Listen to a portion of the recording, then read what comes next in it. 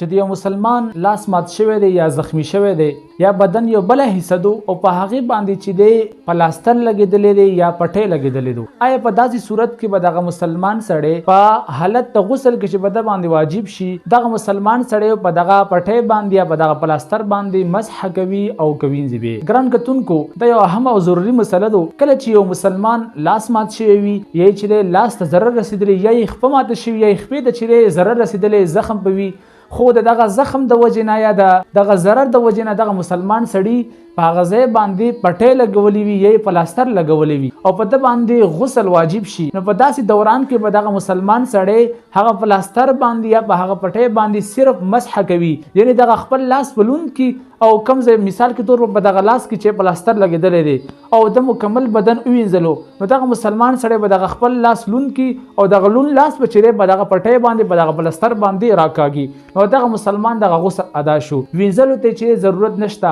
ځکه چې دغه وینځلو د وجې نه چې دغه مسلمان دغه پټۍ هم خرابېږي او ورسره چې دغه پلاستر هم خرابېږي او دې نه علاوه چې هغه زخم ته هغه کوم خوږ ځای چې د هغې ته ضرر رسیږي، نو شریعت دا اجازت ورکړی چې دغه مسلمان سړی په هغه پلاستر باندې په هغه پټۍ باندې مسح کولی شي.